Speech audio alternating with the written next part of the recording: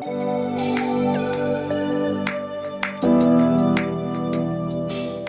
сайн байцгаана уу? Ээлжид подкаст маань эхэлж байна. За өнөөдрийн маань зочин өмнө нь манад бас нэгэн зочноор орж ирсэн нөгөө орхих нөхрөө дуудаг хүний орхих яаж орхих юм бэ? Орхих гэдэг нь юу вэ гэдэг талаар ярьж ирсэн. Монголын ивэл төвийн маань захирал оюун гэрэл гэж эмэгтэй маань дахин өрөлцөн ирлээ. За бит хоёр өнөөдөр юуны талаар ярих гэж байгаа вэ гэхээр ер нь бол арх удаг нөхөр тий мэдээж архиа угаад гэр бүл дээр сөргөөр нөлөөлж байгаа. Ялангуяа эхнэртэй үр хүүхдүүдтэй хамгийн эхлээ сөргөөр нөлөөлж байгаа шүү дээ. Тэгвэл эхнэр ер нь хүүхдүүдтэй сөрөг нөлөө байдаг юм уу энэ үед тийм ээ? Тэр талаар ярих гэж байна. Ямар ч байсан нөгөө архины хамааралтай нэг хүн ойр дотныхоо 5-аас 20 хүнд гүнзгий сөргөөр нөлөөлөх гээд байгаа шүү дээ. За тэгтэл эхнэр яг энэ байр суурин дээр нөхөр архи ууж байгаа байр суурин дээр ер нь ямар байдгийн болоо хүүхдүүдийн хүмүүжил архи одоо ууж байгаа байдлаас болоод бас нөгөө тэрний хажууд галзуурж байгаа. Тэ эмэгтэйгээс ээжээс болоод хүүхдүүдэд ямар одоо нөлөөлөл байдгийн болоо гэдэг талаар ярих гэж байна. За ер нь сүүлийн үед оюун гэрлэгч маань ажил ер нь ямар шуухан байна? Ажил ихтэйгүү гэдэг нь үү? За сайн байцгаана уу? Би ер нь бол ажилттай байгаа. Гэхдээ ахаад өнөөдөр бас энэ сэдвээр ярилцах гэж нөгөө бидний ярилцж байгаа зүйлүүд бас хүмүүс тустай байгааг сонсоод бас дахиад ирсэндээ баяртай байна. За тэгээ таны хувьд нөгөө өмнө нь ярьжсэн шүү дээ нөхөр нэлээ уудаг байсан. Гэхдээ тэр үед нөгөө хоёлаа ярихдаа нөгөө хүүхдүүдэд нэг яаж нөлөөлөг нэг цогц дурдаад өнгөрч ирсэн шүү дээ. Хүүхдүүдийг бүр мартчихдээ юм байлээ. Ямар байгааг энэ ч анзаардаг юм байлээ гэдэг нэг ярьжсэн те. Ер нь бол нөхөр уулаа эхнэр ямар байдалтай байдгийг энэ хоёрын харилцаанаас бол хүүхдэд яаж нөлөөлж исэн. Та эргээд нэг харах юм бол. Тий, би бас түрүүн өнгөрсөн ярилцсандаа бас ярьжсэн. Тэг хүүхдүүдийн хувьд одоо ингээд бодглохоор бүр хүүхдүүдийг таг орхигдсон байсан.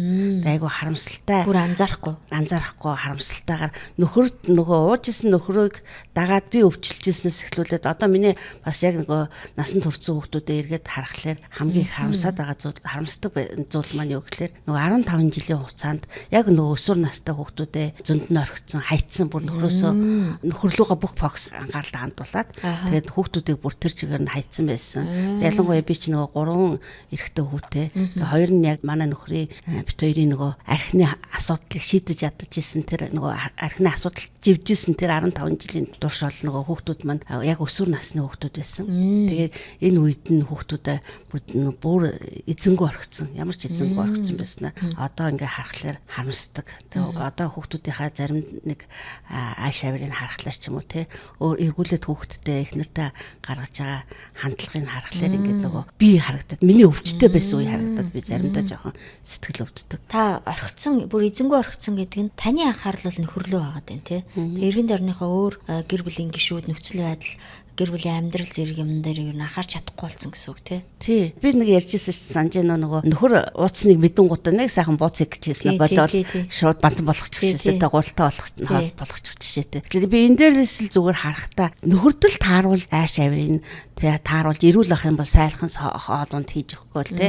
Тэгэл нөхөр уучих юм бол шууд хүүхдүүд ямар хоол идмээр байгаа юу сонирхож байгааг нь ямар ч асуухгүйгээр ч юм уу нуул анхаарахгүйгээр шууд хүүхдүүдтэй хийж өгöd гэдэг бодлогоогоор шууд нөхрийг хараад нөгөө буузаа бантан болгочихж байгаа жишээтэй. Тэгэд ингээд эндээс ингээ харахаар би одоо ингээ харахаар би яагаад хүүхдүүдтэй сайхан буузыг нэгээд өгчөж болоогүй юм болоо. Хүүхдүүд маань ч гэсэндээ ингээд ээжигээ хараад те амралтын өдрөө сайхан гэр бүлээрээ сууж агаад аав сохт байсан ч гэсэн ээж маань сайхан ээжигээ ясан буузыг идэхийсэн гэж хүсэжсэн шүү дээ. Тэг тэрийг яагаад олж харж чаддгүй байсан болоо гэж бодохлоор жоохон харамсаад байдаг байхгүй. Бас түрүүн та хэлжсэн одоо би эргээд гаргаж байгаа ааш авир хүүхдүүдээ чи ааш авир те аль хэдийн насан туршсан ир хүн болжээ. Тэгээд хүнтэй суугаад эхнэртэй болоод тэгээд тэр эхнэртэй гаргаж байгаа ааш авирыг харахаар та нөгөө харамсаж чинь гэж штэ. Яг энэ үед та ямар сэтгэл зүйн өөрчлөлт ямар одоо өөр байдлыг хараад харамсаад байна. Яг л одоо жишээлбэл би ингээд том хүүгээ ч юм уу харахаар би нөгөө нөхөр сохтуу ирэнгуут орилдог шууд дургуцаал уурлал уур хөрхлөөр орилдог. Ингэж яхтай яадгийн тэгж яхтай яадгийн ч гэдэг ингээд орилдог байсан. Тэр дүрхийг шууд ингээд хулцсан юм шиг уурлангуудаа шууд ориллох ч юм уу те. Нөгөө уураа шууд ингээд өөрийнхөө орилж илэрхийлэх ч юм уу те. Эрүүл илэрхийлж чадахгүй.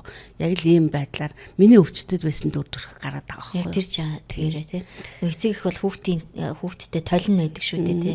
Тэгэхээр би тухайн үед хүүхдтэй нөгөө яг уурлж байгаа тэр хүүхдээ харахаар яа би яг ийм байсан шүү дээ гэж харагдаад Тэгээд яг энэ үед нь би магадгүй хүүхдэд яг өсвөр үед нь ч юм уу те би эрүүлэр одоо өнөөдрөх шиг ингээд эрүүлэр би харьцажсэн бол миний хүүхд яг тийм ааш авир гарахгүй байсан да гэдэг юм хараад жоохон харамсдаг сэтгэл төрдөг. Аха та сая хэллээ шүү дээ эрүүлэр харилцажсэн бол гэд те.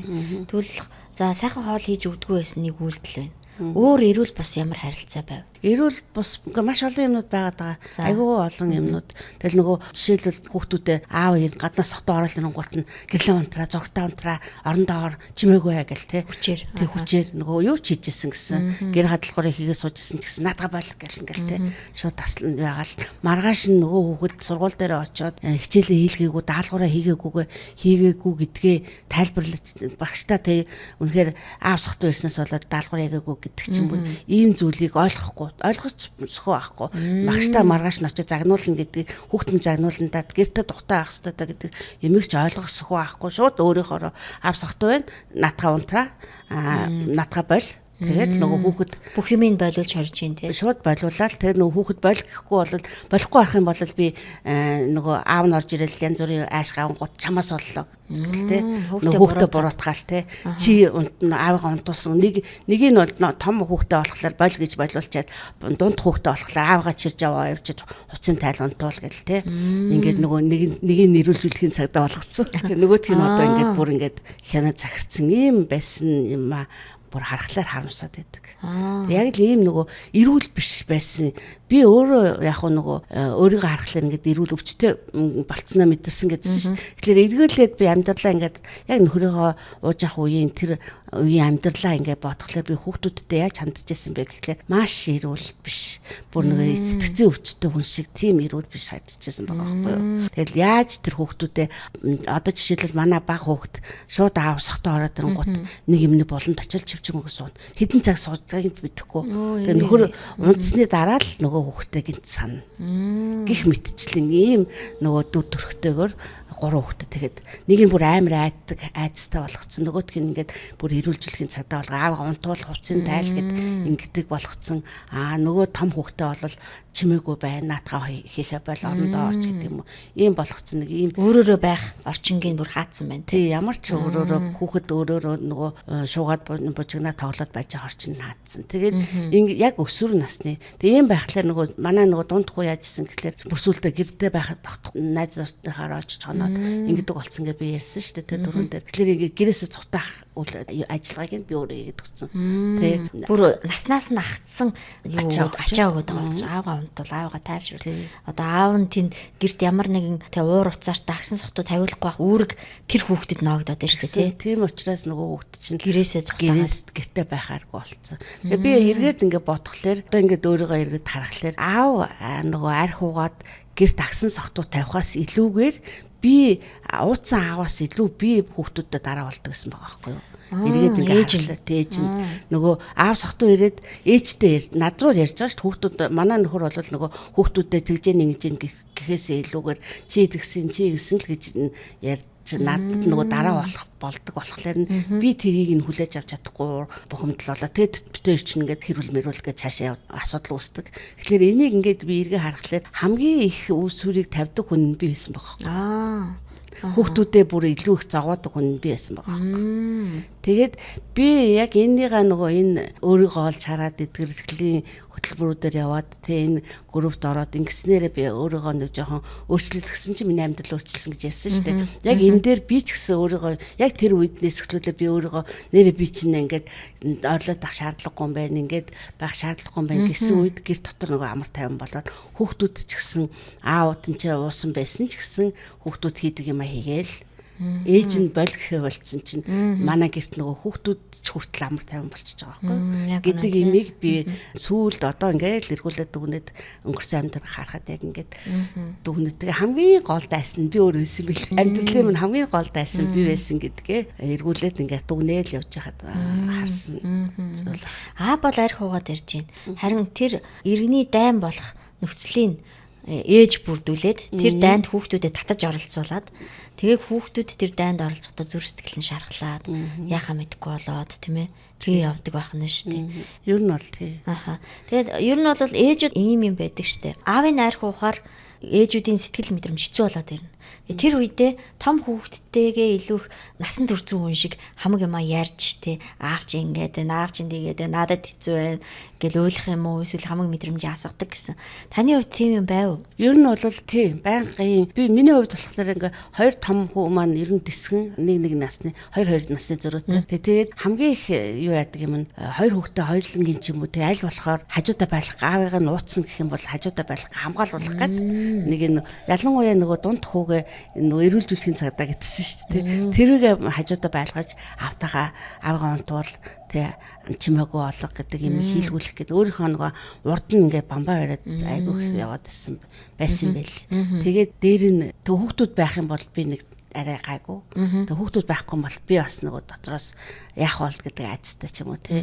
Тэгээд нөгөө хүүхдүүдлээ уцтал хурд ирээч аана аав чинь согтчлаа штэ ууцсан байж тээ гэл тий. Согтуу ирж штэ ирэх гэж штэ.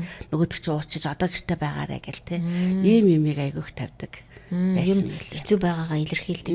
Ер нь нөгөө сэтгэл мэдрэмжээ ярьж ирсэн үү? Над хэцүү байна гэж уйлж мойлох ч юм уу эсвэл одоо яадгийн ямар нэг байдлаар ер нь бол нөгөө энэ муулж ингэхээс илүү аавыг нь айгүйх муулдаг гэсэн хүүхдүүд. Ингээл аав чинь удаг, аав чинь ингэдэг, аав чинь луухгүй байх юм бол бид нэр ингэн те одоо манай би бол ингэх гэдсэн энэ амьдралыг би үүрээд байна. Тэгээ би айгүйх зовоод энэ амьдралыг авч яваад байна. Аав чи юу ч ихгүй архил угаад байна гэдэг нэг юм хандлагыг айгүйх хүүхдэд үзүүлжсэн бэлээ. Тэгээд эргээд ингээ харахаар хоёр том хүмүүс маань нөгөө аавыгаа хүндлэх байдал бүр алаахгүй болсон. Тэгээд нөгөө өсвөр насны бүлээн том залуучууд 18 9-тэй залуучууд болцсон хойно ч гэсэн тийм аавыгаа ууцсан байх юм бол шууд уучлаа гэж түлхэж мөлхөж аваад ингээд. Тэгээд тэр нь надад ингээд нэг хэвийн байх л хэвээр юм шиг ингээд үзэгдэж байна. Аргач өөрөө ууцсан юм чинь.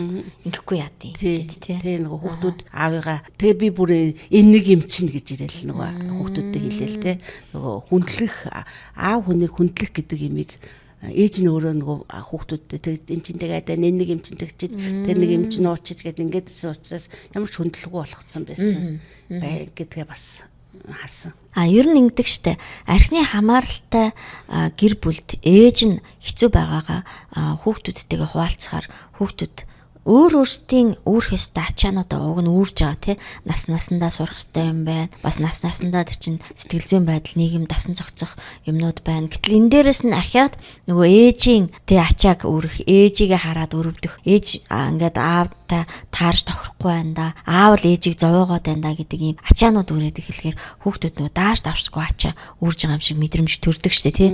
Тэгээ тийм учраас бид нар нөгөө манай сургалтанд хамрагдсан хүмүүстэй юу гэж хэлдэг вэ гэхээр та одоо хүүхдтэйгээ өөрийн сэтгэл мэдрэмжийг хуваалцгаад цосоогоорой гэж хэлдэг. За харин энэ зүгээр насанд нь тохиорсон зүгээр юмыг хуваалцаж болно. Харин шаналл тэр ганцаардал хэцүү байгаа зүйлээ хүүхдтэйгээ битгий хуваалцаж яриарай. Харин та яг насанд турсан хин нэгэнтэй таныг засаж зааварлахгүй, зөвлөхгүй, засгаж оролдохгүй, шүүмжлэхгүй, таны талаар хов жив ярихгүй тэр насанд турсан хин нэгэнтэй өөрийнхөө сэтгэл мэдрэмжийг хуваалцаарай, хуваалцаж эхлээрэй гэж ярьдаг байхгүй юу те. Тэгээ энэ хүүхдүүдэд маш тустай штэ те. Хүүхдүүд бие даах байдал, өөртөө итгэх байдал те. Тэгээ ер нь бол яг тэр үед миний хүүхдүүд нөгөө өсвөр насны хүүхдүүд байсан гэсэн. Тэгээ тэр үед би өөрийгөө өрөвдүүлэх гээд одоо ингээ бодхолоор өөрийгөө өрөвдүүлэх гээд аавын нал айгуу муу хүн болох гээд. Тэгэл үргэлжил би ингэж би тэгж би энэ амьдралын төлөө явж гин би арга ингээ холбостой гадаа гараад дээр болоод гэрт орж ирээд юм болж гин. Гэлцтэй нэр хамаг юм чинь би хийж шүү. Харин аав ч юм бол юу ч хийхгүй шүү гэдэг л ойлголтыг л өгөхгүй л хичээгээд яваадсэн юм шиг үлээ. Одоо ингээ харахлаа. Тэгээд байхлаар хүүхдүүд ч гэсэн нэрээ тийм миний ээж аянастай зовж байгаа шүү. Тэгээ бас зовж байгаа шүү. Энэ амьдралыг авч явах гэж зөөстэй зүтгэж байгаа шүү. Гэтэл энийг юмнээ байж байгааг нь хараач гэдэг аавыгаа тэгж харах жишээтэй болцсон байсан. Тэгээ тийм учраас би нөгөө хүүхдүүд юм гаргаж байгаа аваарч гэсэн автаа гарч харилцаж гэсэн бүр нөгөө үл хүндлэхэ болцсон.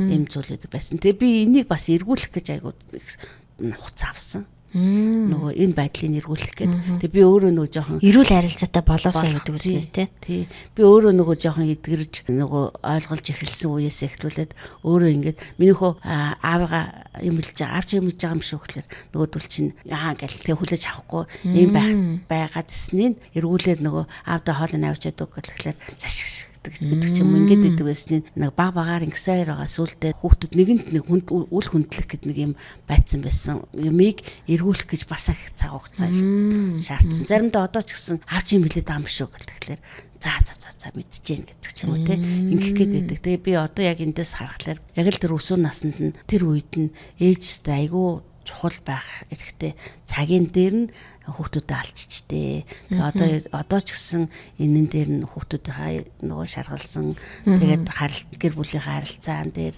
юм дээр нь засах гээд ингээд янз янзаар оролдоол цаг хугацаа өнгөрөх тусам жоохон уярг болол явж байна. Ер нь танаа хүүхдүүдээс өөртөө итгэх байдлаа алдсан ч юм уу те аливаа юмд хандах хандлага нь байнга сөргөөр ханддаг болсон ч юм уу ийм сэтгэл зүйн эмгэгүүд байв. Анзаарэгддэг. Заримдаа одоо ч гэсэн анзаарэгддэг нөгөө яг л нэг давхар хамааралтай гэр бүл төрсэн хүүхдийн гаргадаг шинжтэлүүд те. Яг нөгөө шийдвэр амьдралынхаа шийдвэр гаргах үе дээр ч юм уу те. Яах вэ гэж надаас асууж байгаа жишээтэй ч юм уу те. Нэг бол яг доктортой шийдвэр гаргаж чадахгүй. Айлын эр хүн чинь нэг ийм шийдвэрээ гаргаад ингээ явах хэрэгтэй доо. Гэхдээ чинь эхнэрийнхээ гараа харах гэдэг ч юм уу те. Тэгжсэн нэг юм шийдэж явжсна за арай болохгүй биш ч юм уу ч гэдэг юм те. Нэг өөрчлөх. Тий өөрчлөөд авч жишээтэй ч юм уу. Тэгээд нэг өөртөө итгэлтэй биш те.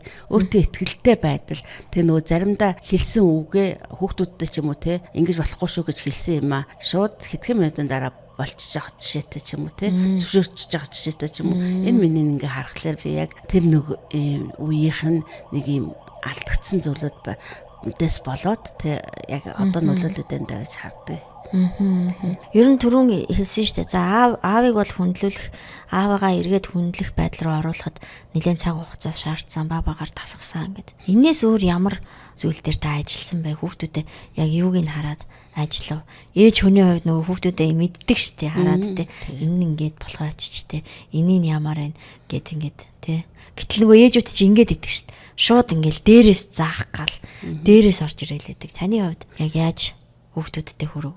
Тэгээ ер нь бол том хууч ерөнхийд том хүүгийн хувьд болохоор би чимээг өөртөө итгэл ялангуяа өөртөө итгэл унт бол гэл ингэдэг байсан те. Тэрийг нь тэгсээр байгаад нэг юм өөртөө итгэлгүй тэгээд дээрэс нь өөрийнхөөрөө байж чадахгүй хүмүүст ингээд таалагдах гэж ингээд хүмүүс за та нар эхлээд хийчих дараа нь би олъё ч гэдэг юм уу те. Ингэдэг юм байсан. Тэгээ энийг нь жоохон өөрчлөх гэж нэлээ хугацаа болсон. Гэхдээ бол одоо ингээ харахлаа тэр асуудал гайгүй болсон байна гэж харж байгаа. А дунд хүүгийн хувьд болохоор ийм нэг жоохон сөрөг мэдрэмжтэй болчиход байгаа те. Би чадахгүй гэдэг ч юм уу те бүтгэхгүй ч гэдэг юм уу те.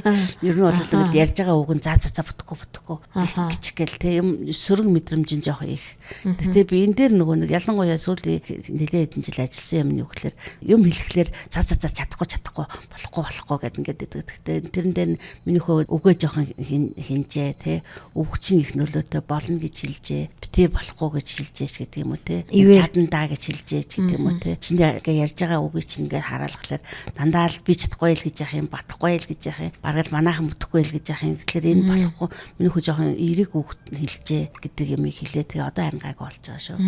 Тэгээ хэлхээс гадна яг тэр давуугаа үлдэж чадчихэв нөө.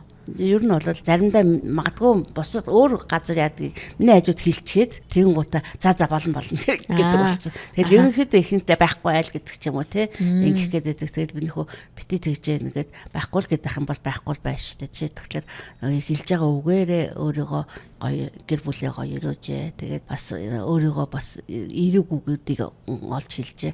Болондоо бүтэндээ би чадандаа гэж хилжээ гэж хэлдэг байснаас болоод харин ерөөхдөө жоохон өөрчлөгдөв. Үгнүүд нь өөрчлөгдөв. Би ингээд анзаараад байгаа байхгүй. Яг яаж ямар үг хэллэгийг илүү их ярьж гин гэдэг юм аа. Ялангуяа дунд хүүгээ их анзаардаг гэсэн чинь харин ер нь бол өөрчлөгдөд байгаа шүү. Таны зүгээс бол яах гэж ингэдгийг гэдэггүй юм байна штэ. Тэ ер нь миний хөө гэж ивэр ингэж хэлж ойлгуулахыг хүсдэг те. Ер нь ээжүү чинь дээрээс яах гэж ингэж ядгийг дандаа л нэг сөрөг юм ярьж яах юм ингээл хүүхдээ загинчих гал дээрээс ингээл заачих гал байдаг те. Тий. Ерөнхийдөө айгүй их олон жил бас нөгөө удирдаал яваад байсан. Тэгээ сүүлийн хэдэн жилүүдэд би одоо бол ер нь нэлээ өөрийгөө доошлуулж өгч байгаа. Тэр гэр бүлийг жоохон хүүхдүүдээ нөхрөө ингээд дээш нь болгоод хүүхдүүдээ хаа судалтанд тавиад нөхрөө байх баста байдал судалтанд тавиад тэгээд дээрэс нь би энэ хүүхдүүдийг хамгийн их боддог юм юу гэхэлэр тэр 15 жилийн хугацаанд би нөхрийг хинч биш болгосон, үр хүүхдүүдээ хинч биш болгосон, ялангуяа дандаа эрчүүдтэй байсан хүн чинтэй 3 хүүтэй тэгээд нөхөртөөгөө эрчүүдтэй байсан. Тэгээд энэ эрчүүдийг хинч биш болгоцсон байна гэдгээ мэдсэн учраас би дээр нь толгой дээр нь гараад сэлмшиг завчаал байдаг байсан бол өөрөө жоохон доошоо бууж өгсөн байхгүй. Тэгээ сүүлийн хэдэн жилүүдэд ингээд баг багаар өөрийгөө буулгаал ер нь явж байгаа. Тэгээд одоогийн манай амьдралыг харах юм бол ингээд ерөөхдөө би илүү их сонсдог. Тэгээд сонсож байгаа. Тэгээд нэг олон юм ярих ойлоод ганц нэг юм тэгчүүл яадаг юм бэ гэдэг чиглүүлдэг л болоод байгаа да. Санал оруулдаг чиглүүлээд тий. Аха. Та түрүү ярьлаа шүү дээ 3 хүүхэдтэй гэж. 2 нь л яригадаад байна. Нэг нь хайччихва. Тэгээ баг хүү болохоор тэр буланд л чимээгүй суудаг байсан гэсэн шүү дээ. Яг тэрүүгээрээ ингээ бас уссан. Тэгээ бас 15 жилийн хугацаанд бас тэгтээ баг хүүгийн хувьд болохоор баг байсан. Тэгээд бас нэг 15 жилч биш арай нэг 5-6 жил нөгөө хоёрыг бодох юм бол арай баг тэр чимээгүй болон цус юм да. Тэгээд нөгөө миний эдгэрэл явагдаж эхэлсэн учраас тэгээд ер нь бол ингээ анзаарах дайцтай. Хүүгээ бол ингээ харахаар нүдэн бүлтгэнэл ирдэг. Ямар нэг асуудал болоод болох юм ингээ харахаар ер нь яг юм айдас байгаад идэв юм да. Тэгээд дотор хүн нь бол ингээд өөртөө итгэх юм асуудал дээр бас яг ингээд өөрөөсөө шийдвэр гаргах гэхээсээ илүү яах болоо гэдэг айдастай юм уу те. Тэгээд энэ томчууд яах бол гэдэг тийм дээр нь 2 жах байна. Тэгээд аав ээж нь байна. Эднэр яах бол гэдэг ийм эднэрийн шийдвэрийг сонсч иж би дараа нь миний өөрийнхөө хэлдэж гэдэг юм нэг ийм ямар ч байсан дотор найдас байгаад байдаг. Одоо бас 20 гарцсангүй байна.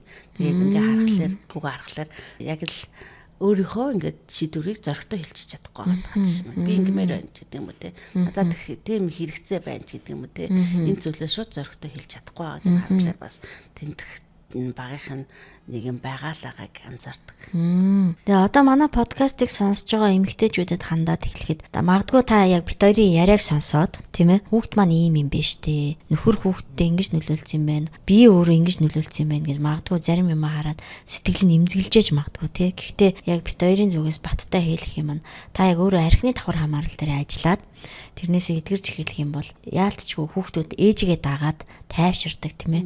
Ээжигээ дагаад сэтгэл зүйн байдал нь хүчтэй болж эхэлдэг. Яг нэг хүн арх удаг нэг хүн гэр бүл сөргөөр нөлөөлж ивэл бас ээж нь эргээр нөлөөлөх боломжтой шүү дээ тий. Ер нь бол би энэ уртлын ярилцсан дээр ижсэн би гинтгөө өөрийгөө хорлж хараад тэнгууд манай амьдрал шууд өөрчлөгдсөн юм биш. Миний нөхөр нөгөө уудгаараа уучлээсэн нэг 2 жил 3 жилийн хугацаа гарсан гэх тий. Энэ үед би яасан гэхлээр нөхөр уучлээсэн гэтэл уугаад ирсэн нөхрийг харахлаараа би нөгөө орлж сагуулж тий. Галзуурхаа болоод жүжиг тоглохоо болцсон.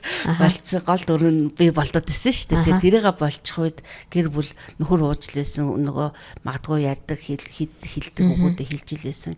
Тэгээ миний хувьд өөрийгөө за баландаа төвчөндөө те төвчээртэй байх хэрэгтэй. За ингээд хичээл дээр ингэсэн шүү дээ. Би ийм сурж байгаа шүү дээ гэдгээ бодоод ингээ хийгээд хэрэгжүүлээд эхлэх үед яасан бэ гэхлээр гэр бүл ядаж хүүхдүүд мөн тайван байгаад байна. Хит нөгөө би түрүүн хэлсэн шүү дээ. Хүүхд хичээл хийжсэн бол зөөр хийдгээрээ л гэрлээ унтраа наатха бол гэдгүү зургтаа унтраа гэдгүү учраас хүүхд зургтаа үзчихсэн бол зургтаа үзээ суугаад намайг орлож чарлаж байгаа байхгүй болохоор нөгөө айгаадсэн болон цугаадсэн хүүхд чинь зөөр л хийдэг юм хийгээл байж байгаа жишээтэй. Ийм нөгөө амар тайван байдлаар алдахгүй байгаад байгаа. Тэ би олж хараад яг надаас шалтгаалаад ирсэн юм ба шүү дээ. Нөхөр уудгаараа уужил байсан ч гэсэн би нөгөө амар тайван хадгалах юм бол байж болох юм ба шүү дээ. Байж болох юм ба шүү дээ гэж тий. Амар тайван байж болох юм ба шүү дээ гэдэг юм руу очсон ба шүү дээ тий. Аха. За тэгээд өнөөдрийн подкастаар бит хоёр ер нь архиталт нь хүүхдэд яаж нөлөөлдөг. Нөгөө арх угаад байгаа хүн л ганцаараа хүүхдэдээ сөргөөр нөлөөлөд байна уу гэсэн чинь бас эхнэр ээж хүүхдүүдтэй бас айгүйх сөргөөр нөлөөлсөн байдаг юм байна. Айгүйх сөргөөр нөлөөлж байгаа олж харж байна гэд манай зочин маань ярьлаа шүү дээ. Тэгэхээр магадгүй таны хүүхдүүд өөртөө итгэлтэй болж өсөөсэй гэж та бодож байгаа бол та өөрийнхөө эдгэрэл дээр хамгийн түрүүнд анхаараарай гэдгийг хэлмээр байна те.